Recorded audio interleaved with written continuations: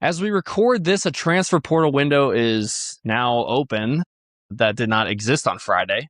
A federal judge in Colorado ruled that a class of athletes gets a fifth year of eligibility, ordered the portal to just randomly open, and gave everyone 1 week to act on it. Around 30 players are covered by the name, and the class could be far larger. And every athletic director in the country built a $20.5 million roster budget months ago under a rule book that changed last Friday afternoon. So crazy coming out of there. And that's really the whole show of today, not just the ruling, but the repricing, because when a court can create supply overnight, eligibility isn't a status, it's an asset with a market. And it's not just college. This week, the New York Mets sold outfield wall signage to a prediction market, the first team's level deal of its kind in baseball, while the NFL and NBA were filing comments asking federal regulators to rein those same markets. I mean, it is an absolute whirlwind. And not only to say that, but then on top of all of this going on, it's a whirlwind for the Clifford brothers. Both of us in camp now. So numerous stories, one pattern for sure. Things that used to be status or scarcity or tradition are all being priced. Numbers first, opinions second. This is Sean and Liam Clifford with this week's episode of Playbooks and Portfolios.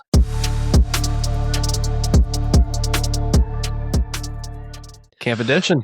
We're here. Okay, first and foremost, your newest, I'm actually going to do like a little intro for you. Hailing from St. Xavier High School to Penn State, from Cincinnati, Ohio, your newest Indianapolis Colt, Liam Clifford. Congratulations. First and foremost, congrats, brother. So happy for you. Appreciate that. For everybody wondering, obviously, this is like, I mean, if you're listening to the podcast at this point, we're early and often. We're a few months in. We just dropped our metrics. Very appreciative. Hit over 200,000 views across all of our platforms, whether that be the short forms, the streams, everything in between. But hit over 200,000 views, over 1,000 streams on our episodes. But if you are listening, I'm assuming it's because you followed our story before. So huge news for Liam. Liam, walk us through like how this all came about. I know it was a crazy day. I want you to explain that. And then just now settling into your new role as a Colts wide receiver in the NFL, your first NFL contract. I mean, how'd it go? How are you feeling? Yeah, it's definitely been a whirlwind. I got my new setup going on here, so I'm kind of working with a little bit of everything going on. So you got your ceiling fan mic coming out of the ceiling right now. The mic's just coming straight from the ceiling. It's not attached to the table. But no, it was a whirlwind. I have just been staying in shape, training, kind of going the whole route of being an undrafted guy, trying to make a team, being a free agent, keeping myself busy on the business side of things that we talk about, doing the podcast, enjoying it. But obviously was staying in shape. And then it was Tuesday of last week, my agent gave me a call and basically out of nowhere said, hey, some things have moved around on the Colts. They want to bring you back in for a workout. Workout's going to be Thursday morning.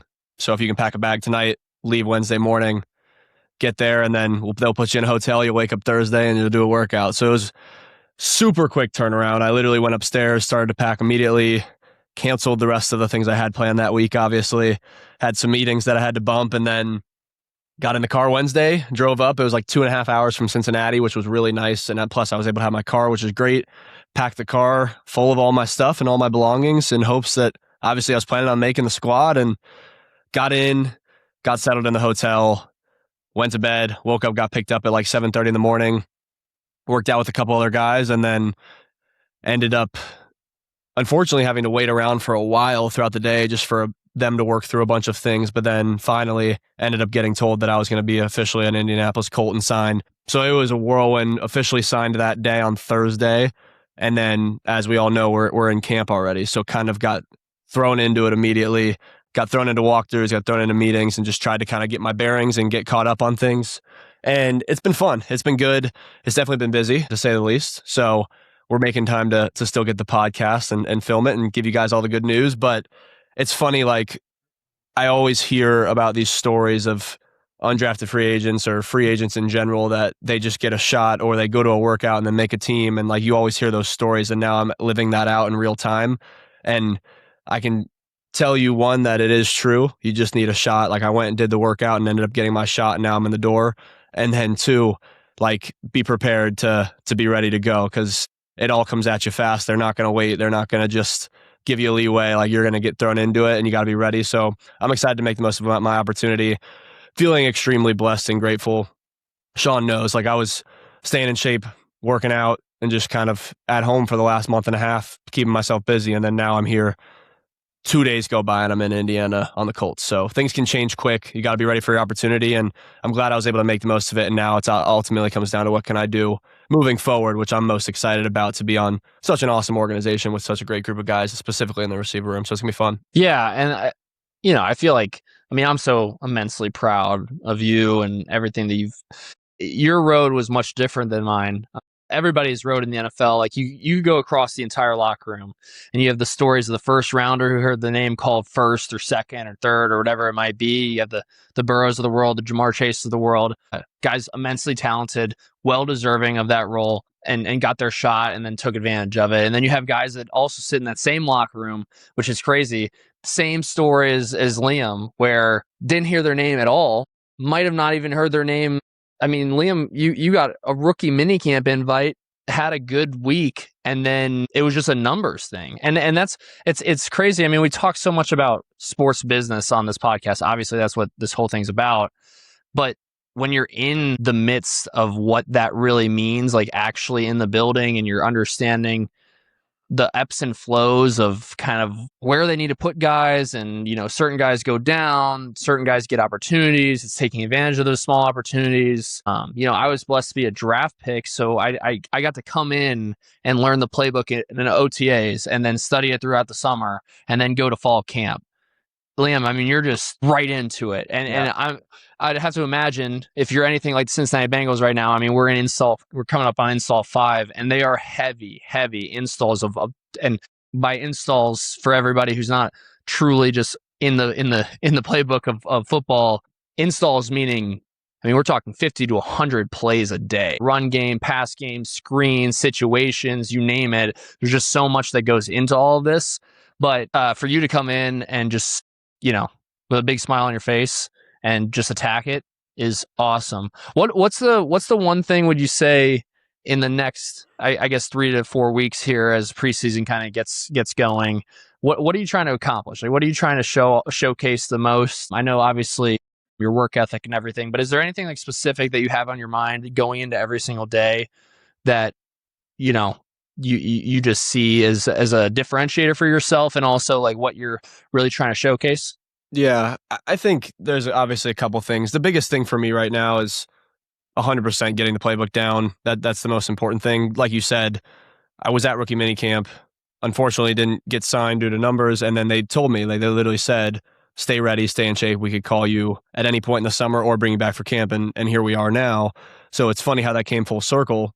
But during that period of time that I missed was when they were also installing all the stuff that they're now going back through and installing again. So like you said, it is like you're playing some catch up. The biggest thing that I think over the next couple of weeks that I just want to continue to do and show is obviously not only knowing my assignment and alignment and all the things that I need to do to actually be on the field, but then also just getting better every single day. Like if I make a mistake one day, knowing that then the next day I can come back and don't make the same mistake twice, continuing to have a positive attitude, be a good teammate, be a guy that they want to keep around in the locker room, because all those things matter. Sean, you've been in the league for 4 years now and been a guy that's had to do a lot of those things to sometimes stay on teams. And you know it more than anybody. Like sometimes it's the things that don't even affect the play that sometimes matter to be able to stay on a team. So just ways that I could add value. Like I'm coming in the right at the beginning of camp. I had missed practice 1, came in right at practice 2, and now I'm trying to pick up as quickly as I possibly can. So showing that I care, showing that I want to learn as much as I possibly can. And with that comes growth. So every day growing, learning from my mistakes that I mess up on maybe the day before and not making those mistakes twice is going to be super important for me. And then just making plays when I get the opportunity. Like you never know how many reps you're going to get at a practice when you're in the position that I'm in. So if you get those opportunities, just making the most of them and then having fun, like celebrating with the guys, celebrating with the teammates, bringing energy. the practices are quicker than college. So emptying the tank every single practice, flying around, having fun, and adding a ton of value on special teams as well is what I'm super excited about. So it's going to be fun. It's going to be busy. But man, I've had the biggest smile on my face ever since Thursday, because it's like to officially say that I made an NFL team, to officially say I've lived out my dream. It's one thing to make it to like rookie mini camp. That was cool and all, but to now actually be in the NFL on a team for a team like the Indianapolis Colts, like dream come true. And I'm feeling a ton of gratitude over this whole entire weekend. Yeah. And I'm sure that it also comes with a lot to prove. I mean, you go back into your career, I feel like even in college, we had different careers. I was given probably a lot more opportunities in college specifically than you were, which for whatever reason, we just play different positions as well. But I'm sure that now you're ready to really showcase what you can do in a system. I know we were kind of geeking out about NFL plays, and like I was enjoying kind of hearing a few of yours and like kind of comparing different schemes. Because the thing about the NFL, for people listening, everybody runs the same stuff. Like in general, everybody runs the same stuff. Yep. It's just how it's kind of boiled up, and the personnels, and like who's in the game. Are you using 2 tight ends more, 3 tight ends? Are you do you have no tight ends on the field? Or is it are you focusing on your wide receivers? Are you focusing on Jonathan Taylor? Sorry, not Jonathan Thomas. That is disrespectful to a NFL great. JT is obviously a great player. You're featuring your running back a bunch. D Jones back. You just have different bodies to attack different things, and learning that is a lot of fun. I do want to take a second, Liam. We talk sports business on this podcast all the time. Your first NFL contract, what was that like? Going through kind of the details. I mean, I saw my rookie 4-year deal that sadly went when I got cut. Then I signed on to a 1-year deal. I've been on the P Squad deals before. I've seen a lot in the contracts. Like, how is it? Because I know that you talked about like that little, it took about 30 minutes or whatever for your agency to go back and forth with specifically the Colts, the GM. How is that process? Like, just break that down for everybody listening, because it is interesting as you go through it. Yeah, basically, I was waiting to hear if I was going to get signed. Finally, my agent was the first one to tell me that they were going to sign me. And then for about 30, what felt like probably was 2 hours, but probably like more like 30 minutes after my agent told me I was going to sign, he said that they were waiting. They were kind of just going back and forth on the contract details. Very basic stuff for an undrafted free agent. But when you go undrafted, it's a 3-year deal, not a 4-year deal. So you sign for 3 years, the rookie minimum. And then there's also this thing that I had never heard of, which Mike, our contract guy at the Colts, was super nice to kind of take me through it, knowing it was my first NFL contract, wanted to kind of go through the ins and outs of it just because it is exciting. So he explained to me that there's then the splits where if you are on the team and then you get on IR, there's a different payout compared to then if you're obviously fully healthy and playing. So right. There were some things that they were working in, and then in the 3rd year that goes away. So just some specific kind of intricate details that I didn't even know about. And like you said, it is different for whether you're a draft pick or then if you're undrafted free agent, it goes from the 4-year deal when you're not to then undrafted to 3-year deal. So a lot of cool things to look at. We talk about business all the time. Like, I was actually in there kind of looking and really kind of quickly. It wasn't like I was in there reading the entire contract, but yeah, you've read a lot of contracts before though, so you're like kind of geeking out about it. Kind of curious to read it, and it was really cool. Like the feeling of really signing my first NFL contract was a lot of fun, and then getting obviously all set up with the team and getting with the equipment group and equipment people, and then next thing I know, I was out at the walkthrough. So it happened super quick, but I took the moment in as quickly as I could, and then started to change gears of, okay, I got my opportunity. Now let's make the most of it. Yeah. And then last question, I know that I don't want to harp on this because we do have some segments to cover in the news, but from an ownership perspective, I mean, like, I have a lot of appreciation for the Brown family. They came in, spoke to the team the first day. It's really interesting to see how different ownerships work and different ownership groups kind of interact with their players. Mr. Brown is a little bit more off to the side. He's always in his golf cart, but he's very attentive. Like, that's the one thing I've realized about this place. They really, really do love their Cincinnati Bengals. They care about this program. They care about the organization. They care about the people, and they're always kind of around as much as possible. Do you feel that from your ownership? Like, what's the first initial thought, or like what's the first initial reaction to just being in the sports business world now, like fully in the NFL? How's it going with that perspective? Yeah, I mean, I've been here for, I don't know, 4 days now, but in those 4 days, I can say like Carly Ursay, our CEO and former, the daughter of the former owner who unfortunately passed away, Jim Ursay, but she's done an awesome job of taking over the organization. I've been able to see that now for 4 days that I've been here, but I can say like every single day I'm in there, she's in the lunchroom or the cafeteria eating with people, and then she's out at practice looking at the drills and getting involved with the actual game plan and wanting to hear what the plays are and all these different things. And it is cool to see. I think a lot of people probably wonder, what do owners actually truly do other than, I guess, provide capital for the team?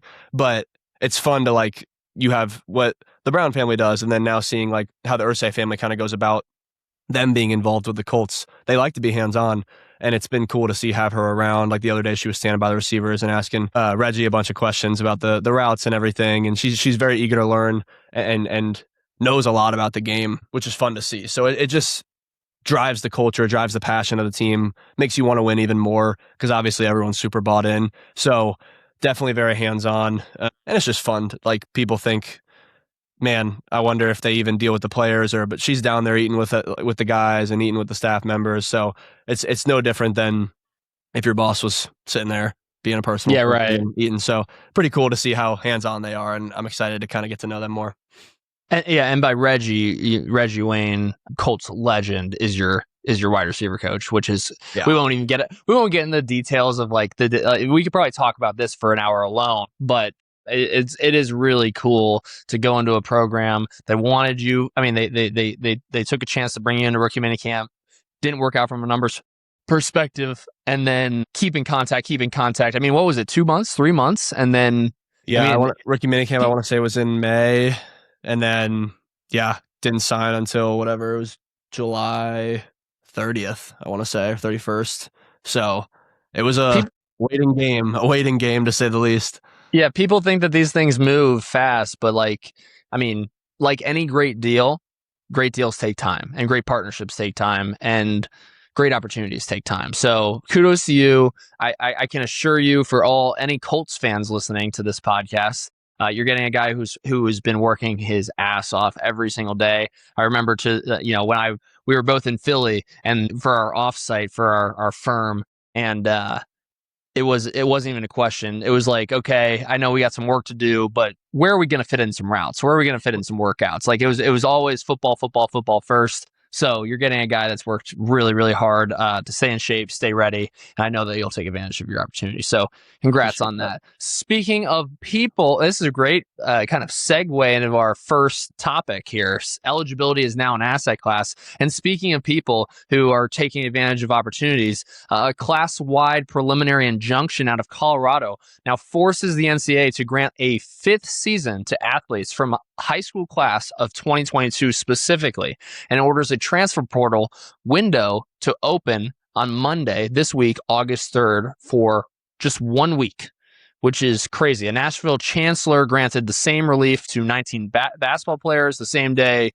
And what's really interesting about this topic is not just like the opportunity that now comes along with an extra season for a bunch of players, but now taking a step back and looking at it from the sports business perspective, programs that budgeted rev share models months ago are now kind of getting out unbudgeted supply of players. I mean, there's new players now in a 7-day trading window. Liam, my question to you really is, you had $20.5 million from the settlement, the House versus NCAA case. Now you budgeted your team. You're heading into camp. You're probably in camp at this point, and then you also have the basketball behind it. But you have that budget, and now you are in the weeds, and you have to make decisions on, okay, are we going to look at this transfer portal or are we not? Like, what's going to be the deal here? How would you go about thinking? Do I take a real sneak peek at this new class? Do I add? Do I subtract? I wonder also, do you think that people have accounted for something crazy like this? Like, do you think that there's like $1 million kind of just sitting in the wayside just in case something goes awry, and you want to make a move late in the training camp? because it is different than the NFL. I mean, NFL, you got your cap space and you have like wiggle room that you can make restructuring contracts and making moves. You obviously want to do all that before the season even gets going. But is there ever a time, like, do you think that these GMs of these college teams are now ready to go? Like, do you think that they're prepared for a 7-day window to open up? What's kind of your thoughts on the whole background of it? I mean, I would hope they'd be prepared. I would hope that they were kind of knowing that this was coming, but who knows, kind of with this crazy wild west of NIL and what it's turned into be, things are changing 24/7. So I wouldn't be shocked if this was kind of a news to some people. I think anytime you get to look at like a new pool of talent or potentially add value to your team, you're going to do it. It's going to be interesting, like you said, to see how they utilize the budgets, because I'd imagine they've already committed to a lot of guys with what they're going to pay them and sign contracts, and there's probably not a lot they can go back on there. So some schools might be out of luck, honestly, if they've already committed to the entire budget, because they can't just go rip up a contract now. But if other schools knew that this might be coming, they might have saved another $1 million or $2 million just to be able to have left over to then see if there's somebody worth that has an extra year that they could then bring in and sign. So I think it'd be kind of a case-by-case scenario. I would think a lot of schools probably don't have much room left. I would have to imagine that too. Like I don't, because you really can't see this coming. No. Eligibility now is an asset with a price on it. I mean, each of these players coming, I mean, if you would take a transfer now, that's not like a small ticket. No. We're talking about it's usually for more. the best. Yeah, it's probably for the best players. You're talking about upwards to $1 million, and then for every other player, like, you're talking a couple $100,000 that these kids are getting paid. So I don't think that the budget would be ready for this type of move. And all the GMs and coaches and the whole staff was focused on their current roster. And I'd imagine that like contract negotiations happen as soon as the prior season ends. So those would have already happened a while ago. And also, like, the perfect example in the NFL right now, and everybody's watching, teams included and players included, is the Rams, and is Aaron Donald going to come back this year? Like, that's a perfect example. And they have cap space, and they can also make moves within that, and their ownership can get involved. And, you know, I think I even heard that the Rams owner, don't quote me on this specifically, but this was just kind of locker room talk. But I think the Rams owner had like a huge liquidation this past year, like somewhere north of like $500 million. That those are types of opportunities where it kind of plays in, where then you could kind of make a move because you have cash on hand that you can just pay off of that balance sheet and make a move for an Aaron Donald if he wants. Hey, you know, Aaron wants to come and play with Myles Garrett now. Great opportunity for the Rams, Sure. You know, sell a bunch of jerseys. Here's $15 million, $20 million for a 1-year contract just to get them in the door. Definitely and have a good price. Definitely different from college sports, though. Yeah, you don't have that. You don't have that. College sports, like, boom, there's one injunction that passes, and now there's legislation that new class of players can just flip and be on a new team. You don't have an owner that could just wave a magic wand and magically poof. Now here comes $1 million somebody's way. Yeah. Well, I mean, it'll be interesting to see too, what some of these players. I mean, I know you don't want to just play for free now because it's not the reality situation. But like, if some guys want to go win and just go to a team and try to make something happen, you might see some guys just going and playing for small tickets. Maybe we'll see. If a guy gets an extra year and an extra shot to be able to live out his dream to make it to the NBA, I don't think he would give that up just because he's not going to get paid a huge contract. I would hope at least, but yeah, we'll see. No, for sure. I mean, it's very interesting. It'll be something to watch this week. Maybe next week we could kind of talk about what that transfer portal looked like, if there was any real action taken. I would have to imagine it'll probably be more on the basketball side of things because that season's going to be coming further along this year. But just from a sports business perspective, it's very interesting. And I think that this is kind of one of the cons of the current market when it comes to NIL, because the budget is 20.5 and it's not moving.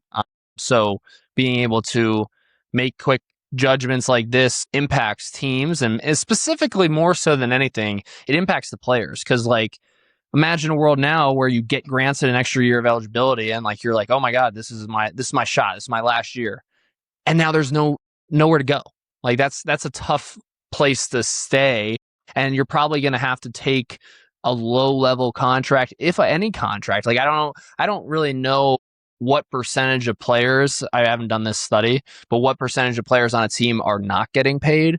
I'd have to imagine it's a pretty good percentage, right? Like, I don't know. I mean, you might know better than me because you just came from it, but like, do you know the deal?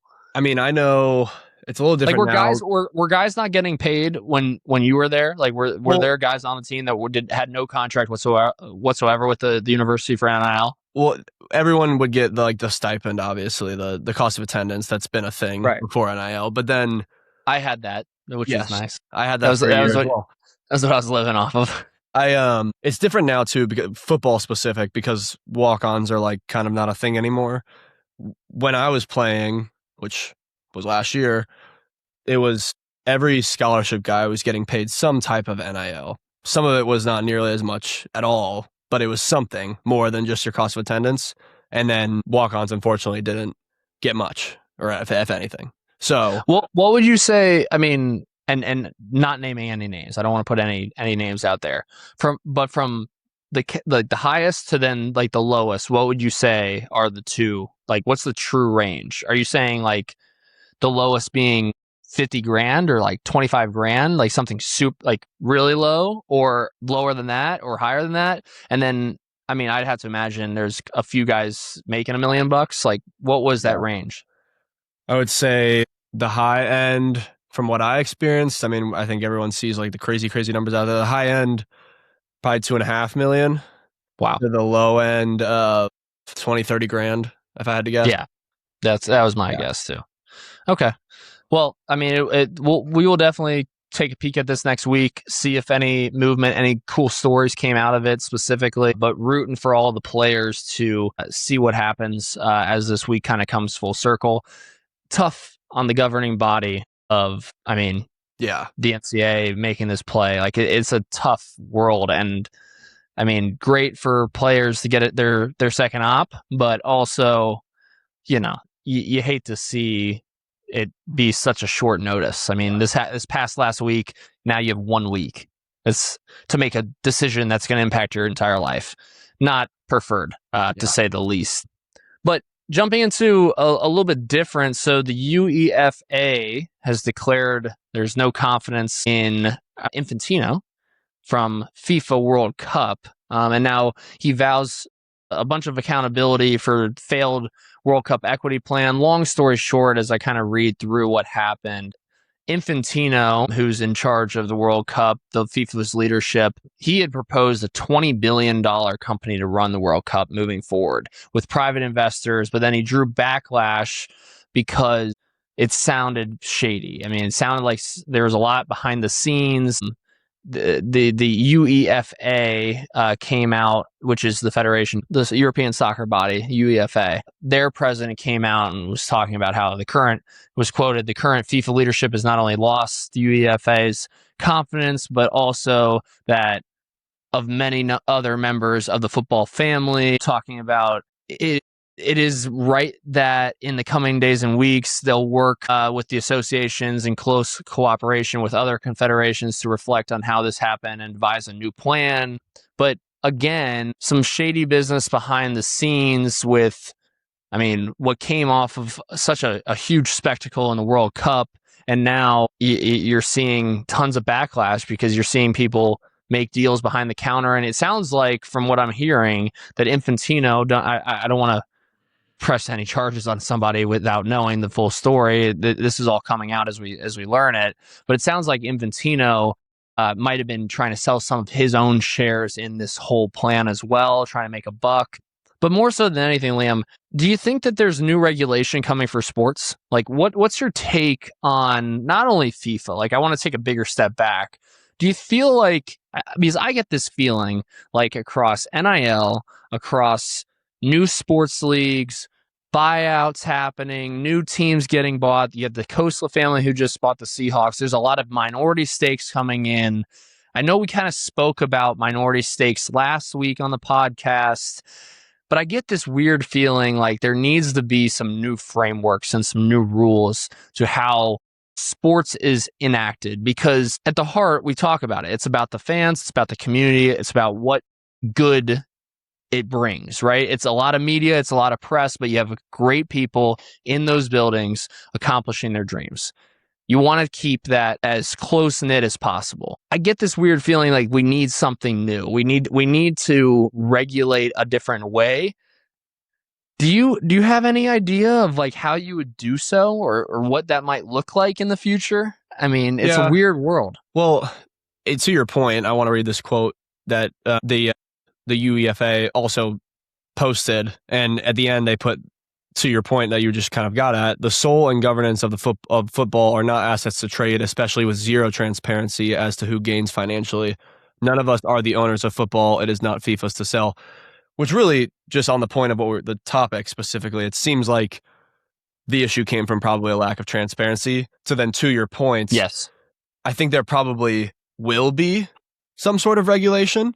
And where my brain goes from the things that we see is the easy answer and solution is probably a company like a Teamworks, maybe being the group that can have some sort of huge compliance regulation. I just don't know, is it a business going to do that, or is it going to become a government kind of legislative law that ends up happening and gets passed? Maybe a little bit both. I also see a world too that it's happening in AI. I mean, across all these tech companies, with AI moving, there's a lot of conversation. I was listening to All In, this was 2 weeks ago, and they were talking about how currently people like they always go after Anthropic and their leadership, and how, long story short, they're trying to regulate, but in the background, they're just trying to regulate so that way they can, at least this is the take from David Sachs and like that Friedberg and a couple of those guys, but they keep talking about how they're trying to make the regulations so that way it benefits Anthropic, being the monopoly or duopoly between them and OpenAI. I think that the biggest answer here is probably some sort of major association that kind of combines all sports transactions and making it primarily from each team and each league specifically, because that's probably the best way to make this happen is a for-profit entity specifically that is the governing body between the government themselves, where all this information, all this IP, all this data feeds into this governing body or for-profit entity that then takes the data, cleans the data, kind of showcases the good, bad, and ugly of what's happening, and then is able to present it to the public. But it really being the people that are within the sports themselves that are providing this information. Do you feel like that's probably the next wave? Like, do you think that there's a bigger group that kind of comes out and, like you said, like a Teamworks of some sort, like a private company that then can take in tons and tons of information at the same time to then kind of make some changes that'll better the entirety of sports and private equity and these transactions happening in the future? Yeah, I think that's probably a pretty straightforward path that might be coming down the pipe here. But I do think the biggest thing that is going to need to happen is just transparency. Everything's going to have to be very transparent. There can't, because of private equity and minority stakes and all these different things that we've talked about on the podcast, all of those things need to be reported in some way, shape, or form, so we don't have what is happening with FIFA and the UEFA. So that it's just going to all come down to transparency and some sort of kind of compliance. And I think there's a company that could definitely come from that and ultimately be the go-to group that does that. But yeah, just like in hopes of the US being transparent with us, like with the same thing that I think. Right. It needs to happen in sports as well when more and more ownership groups are getting involved. Well, the age-old story, and to quote my head coach from Green Bay, I always appreciate this quote, but where communication lacks, negativity fills the void. Yep. Quote by Matt LaFleur. But it is true, whether that's dealing with a player, whether that's dealing with an organization, whether that's dealing with backlash that's come to a team, or a league, or whatever it might be, communicating is the only answer. And you have to be upfront, you have to be truthful, you have to be honest, and being able to do those different things will only lead to the answer, the true answer, not some bullshit answer that you can't really understand, or has some sort of person getting some kickback on the back end. But true communication, laying out all the facts, showcasing what really needs to be done, and getting all the different opinions is the only way that it can go. I think that speaks for FIFA. I think it speaks for every transaction moving forward in sports. Liam, anything else on this topic before we move on? I like the quote. Awesome. The quote sums it up. I appreciate that. Where communication lacks, negativity fills the void. Next up, sports sold its walls to a stock exchange. Kind of interesting. Prediction markets became a real sponsorship and M&A category in a single week. The Mets signed the first team deal in MLB when IG Group bought Underdog, which is a gambling app, for up to $1.3 billion. The deal itself is a $1.1 billion upfront enterprise value plus a $200 million earnout on 2026's performance. This is very interesting because at the league level, MLB already named Polymarket its official prediction market partner. And so now you have a team now coming in and kind of not going behind their back, but like using their own and showcasing their own. Because if you look at the numbers here, Underdog launched the prediction markets back in September 2025 and is already number 3 U.S. venue by regulated volume behind Kalshi and Robinhood. They raised about $75 million earlier in 2026 at a $500 million value and then just sold.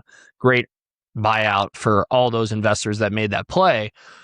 You're getting a 2x off the rip in probably less than a year, which is great. But altogether, we're talking regulation still to this day. Like, what do you think about these betting and kind of analytics sports gambling companies now partnering with teams? That's like, to me, that's, I don't know. To me, that's just kind of crazy. No, like I think that's, I guess it's just the nature of the industry getting bigger and bigger, but it seems like a little bit of a conflict of interest there. Like, where's the balance and where do you draw a line? Look, I personally, I'm not a huge gambler. I like going to the casino. I like rolling the dice, getting some craps going, maybe a little blackjack.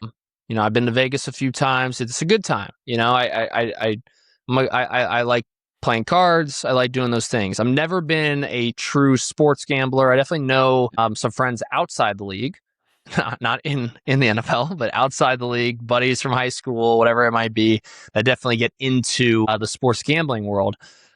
I'm not going to be an idiot to say that people really do like it, and it sucks because there is an addiction that gets behind it. Do I agree that teams can partner with gambling companies? Probably not, to be honest with you. If I had to give my honest to God opinion, I think that should be separating church and state. The team themselves, the leagues themselves, in my opinion, it is wrong in a bunch of different ways to promote gambling. There's a reason that the players specifically, you cannot do marketing deals with gambling companies.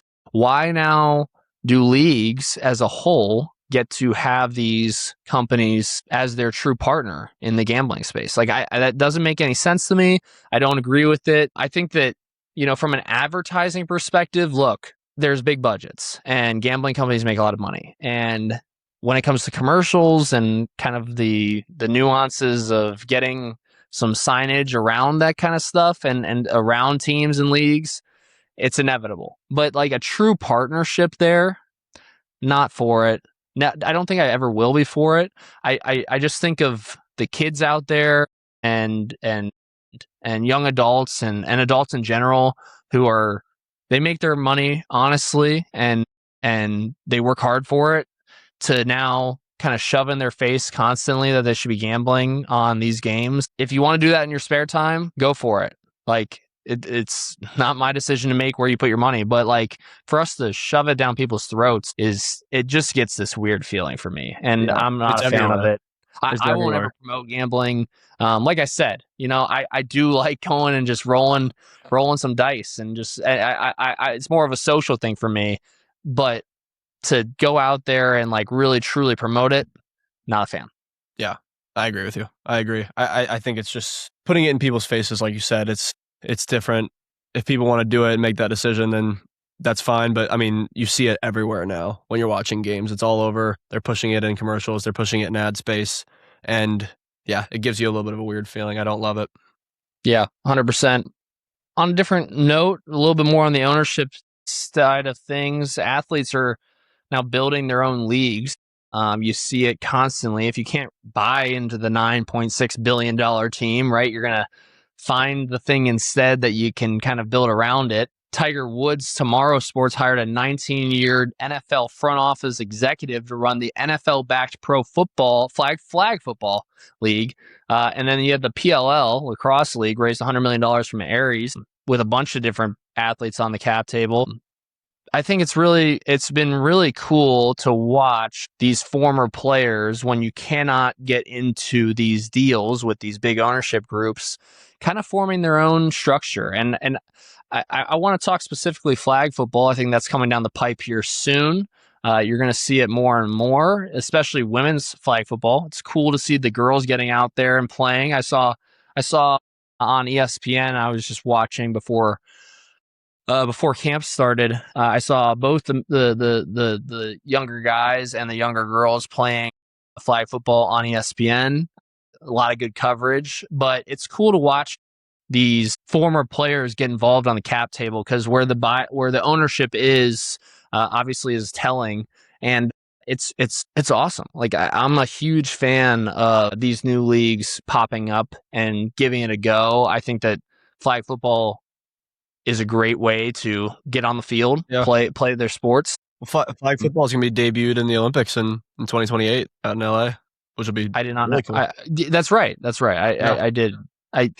If I got a call, that'd be fun. I would love to go slaying around, play some flag. Maybe we could be on the same team. That'd be interesting. I wonder what that will look like roster wise, like how they are going to go about that. Well, I think that we learned it pretty quick with the whole. Was it Fanatics who put it on? I think it was Fanatics.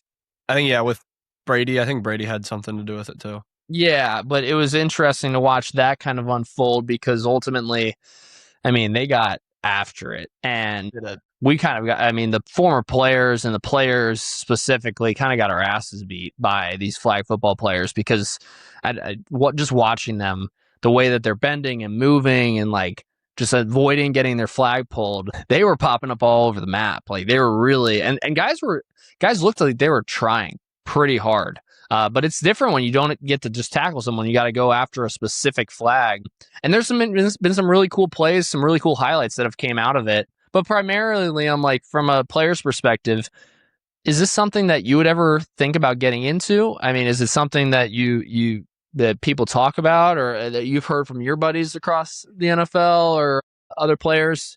Do guys see this as a opportunity to get involved on the equity pool? You're saying the equity pool specifically, not actually playing? Yeah, like owning some of these leagues and teams that are popping up across not only flag football. You have lacrosse leagues. You got different opportunities. There's a ton of different opportunities popping up. Rugby's been a big one. I've seen a bunch of different rugby deals come kind of across my desk recently. Specifically, rugby trying to get brought to the States and get former football players to become rugby players. There's a couple different groups doing that, and then there's the lacrosse. The PLL just raised a huge round. We talked about that a few episodes ago. Women's sports and minority stakes in teams and the WNBA. But then there's also the whole racing side of things. And I've seen a couple racing deals as well, where there's some different F1 kind of spin-offs coming about, where they're doing different racing showcases across certain cities in the States and trying to bring it more stateside. So to answer your question, long story short, yes, I do think they're interesting to look at. Some of them may be successful, some of them maybe not. But there's also another one, I can't remember the exact name of it, but it was track as well. Track, they did a huge event in Philadelphia, packed out the stadium, looked like a lot of fun. Wow. And I just saw that deal recently as well. They're going around for year 2. So there's more and more coming about in the sports space that people are raising capital for, looking to get big time, cool figures behind it that can get equity and ownership stake to help push it. And then being able to kind of put on a spectacle performance in whatever field, court, whatever it is, whatever the sport may be. Sports is huge. Sports is getting bigger and bigger, and people want to try to make it their own spin and put different spins on different sports. And I think we're going to continue to see that. and it's cool to see athletes get involved on that front as well and want to help push it. Yeah, 100%. We're rolling. It's our off day. We want to make sure we got a podcast. It's going to be a little bit quicker, so we're going to wrap up here. We're not going to play a game this week, but Liam, I don't want to look too far beyond what you have, which is just practice in the current moment. But I guess my game of the week for you specifically, we got August 13th, 7:30 p.m. against the Patriots in New England. You have the Falcons August 22nd in Lucas Oil. And then following that up on the 29th, both 1 o'clock games, you have the Lions coming to town in Lucas Oil. Out of those three, you have Patriots, Falcons, and Lions. Is there one that's just like a little bit like just, as a kid you were growing up and maybe you're like super excited to go and play a specific team? I know obviously every opportunity is big and you're focused on practice, so I'm not going to beat a dead horse there. But is there just one, Patriots, Falcons, Lions? If you had to pick one of like, I'm pretty jacked up about that, which one are you most excited about?